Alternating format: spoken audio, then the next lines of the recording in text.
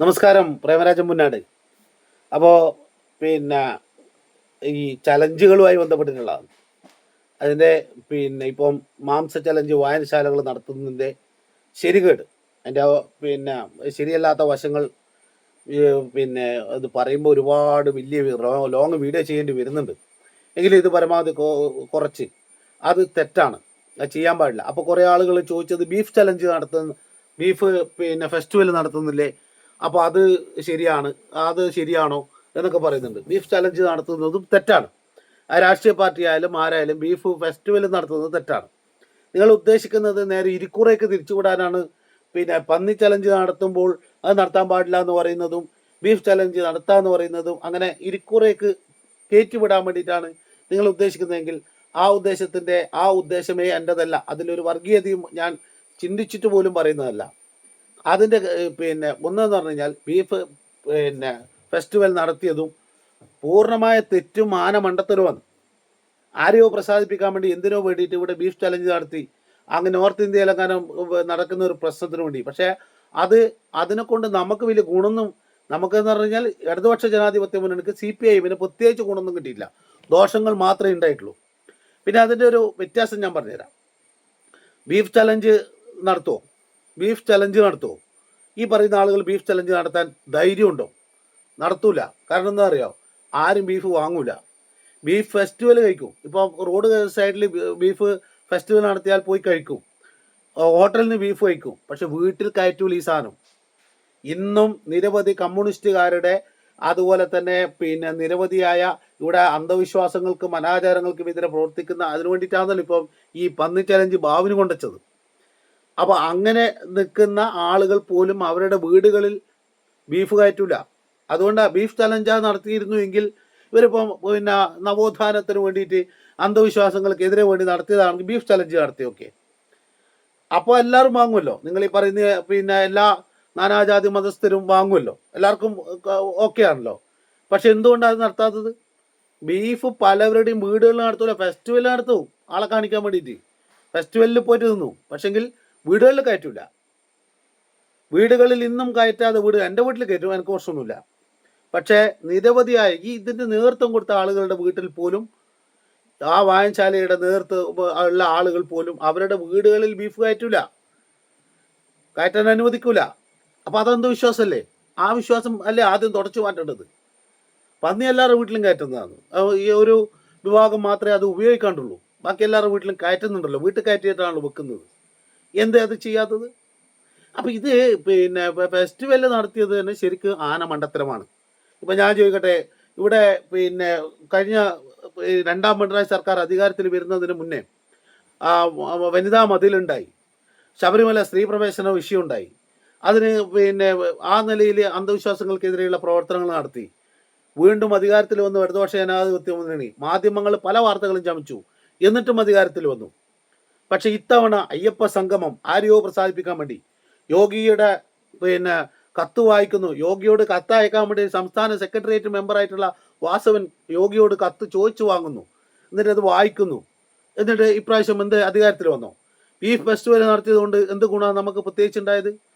ഇതൊക്കെ വെറുതെ ആരെയോ പ്രസാദിപ്പിക്കാൻ വേണ്ടി പാർട്ടി ലൈനിൽ നിന്ന് വ്യതിചലിച്ച് പാർട്ടിയുടെ റൂട്ടിൽ നിന്നേ പോയിട്ട് അന്ധവിശ്വാസം അത് ഇത് എന്നൊക്കെ പറഞ്ഞ് വിശ്വസിക്കുന്നവർ വിശ്വസിക്കട്ടെ, പോകുന്നവർ പോകട്ടെ. പക്ഷെ അതിൻ്റെ മുകളിൽ നമ്മൾ ഇത്തരം ചലഞ്ചുകളും ഹോമങ്ങളും സംഗമങ്ങളും ഒന്നും നടത്തേണ്ട ആവശ്യമൊന്നുമില്ല. നമ്മൾ സാധാരണ ലൈനിലൂടെ പോയി കൃത്യതയോടെ പാർട്ടി കാര്യങ്ങൾ നടത്തിയാൽ നമുക്ക് വിജയം ഉണ്ടാവും. പക്ഷെ അതിൽ നിന്ന് വ്യതിചലിച്ചുകൊണ്ട് ഇത്തവണ നമുക്ക് അധികാരം കിട്ടാണ്ടായി പോയത്. ഈ വായനശാലകൾ എന്നൊക്കെ പറയുന്നത്, വായനശാല പാർട്ടിയിലേക്ക് ആളെ ആകർഷിക്കാൻ വേണ്ടി പാർട്ടിയിൽ നിന്ന് അകന്നു നിൽക്കുന്ന, അല്ലെങ്കിൽ പാർട്ടി അല്ലാത്തവരെ പാർട്ടിയാക്കി. ഇപ്പോൾ കഴിഞ്ഞ ദിവസം നമ്മുടെ നാട്ടിൽ ഒരു വായനശാലയിൽ ഒരു പരിപാടി, ഡാൻസ് പരിപാടി നടത്തി. ആ പരിപാടിയിൽ ഒരു പാർട്ടിയായിട്ട് യാതൊരു ബന്ധമില്ലാത്ത ചില ആളുകൾ അതിനകത്ത് പങ്കെടുത്തു. അവർ ആ വായനശാലയായിട്ട് സഹകരിച്ച് അവർ മറ്റ് ചില വർഗ ബഹുജന സംഘടനകളായി ബന്ധപ്പെട്ട് അങ്ങനെ അവർ പാർട്ടിയായി.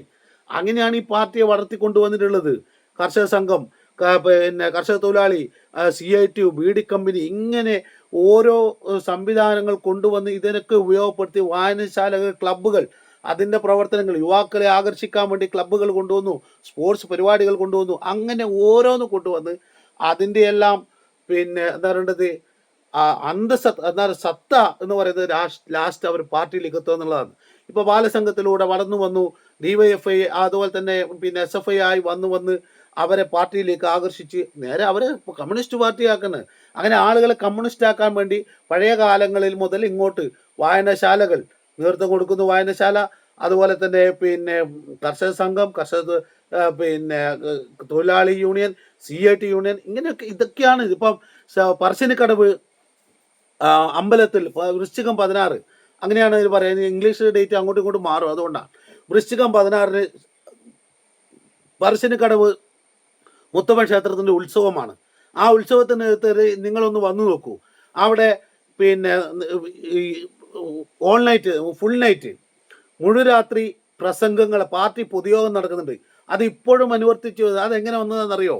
പണ്ട് കാലത്ത് അവിടെ സംഘടനാ പ്രവർത്തനം നടത്താൻ അനുവദിക്കാതെ, വായനശാലകൾ അനുവദിക്കാതെ, പുസ്തകങ്ങൾ വിറ്റ്, പുസ്തകം വായിച്ച് ആളുകളെ കേൾപ്പിച്ച്, പുസ്തക വിതരണം നടത്തി, പുസ്തകം വായിച്ച് ആളുകളെ കേൾപ്പിച്ച്, അങ്ങനെ പിന്നെ പൊതുയോഗം പോലെ നേരം വെളുക്കുന്നവർ അത്രയും ആളുകൾ കൂടും. അന്ന് പാർട്ടിക്ക് വലിയ സ്വാധീനമില്ലാത്ത ഒരു കാലഘട്ടത്തിൽ പാർട്ടിയിലേക്ക് ആളെ അടുപ്പിക്കാൻ വേണ്ടി ആ നിലയിൽ ഒരു പരിപാടി നടത്തി. അങ്ങനെ പാർട്ടി പ്രവർത്തനം നടത്തി. വായനശാലയിലൂടെ, ആ വായനയിലൂടെ, വായിച്ച് കേൾപ്പിച്ചതിലൂടെ ആളുകൾ അത് കേൾക്കാൻ നിന്നത് അതിപ്പോൾ പൊതുയോഗമായി മാറി. ഇപ്പോൾ വായിച്ച് കേൾപ്പിക്കലല്ല, ഇപ്പം അത് പൊതുയോഗമാക്കി മാറ്റിയിട്ട് ആ പൊതുയോഗം ഇപ്പോഴും നടന്നുകൊണ്ടേയിരിക്കുന്നുണ്ട്. അപ്പം ഈ വായനശാലകളായാലും AKGയുടെ നാമധേയത്തിൽ, EMSന്റെ നാമധേയത്തിൽ, അതുപോലുള്ള ആളുകളുടെ, നായനാരുടെ നാമധേയത്തിൽ വരുന്നതെല്ലാം പാർട്ടി ലോക്കൽ കമ്മിറ്റിയുടെ നിയന്ത്രണം ഉണ്ടാവും. ഇപ്പം ഇത് നടത്തിയ വായനശാലക്കും പാർട്ടി ലോക്കൽ കമ്മിറ്റി അംഗം അതിൻ്റെ സെക്രട്ടറിയാണ്. അപ്പം ആ നിലയിൽ വരുമ്പോൾ അതിൻ്റെ അന്തസത്ത, അതിൻ്റെ സത്ത എന്ന് പറയുന്നത് ആളുകളെ രാഷ്ട്രീയ പാർട്ടിയിലേക്ക് ആകർഷിക്കുക എന്നുള്ളതാണ്. അതിനാണ് നമ്മൾ യുക്തിപരമായ കാര്യങ്ങൾ കൈകാര്യം ചെയ്യാൻ, എന്താ പറയുക, ഒരു വൈരുദ്ധ്യാത്മിക ഭൗതിക വാദങ്ങൾ ജനങ്ങളിലേക്ക് എത്തിക്കാൻ, അതിനാണ് പാർട്ടി വായനശാല പോലുള്ള കാര്യങ്ങൾ കൊണ്ടുവന്നിട്ടുള്ളത്.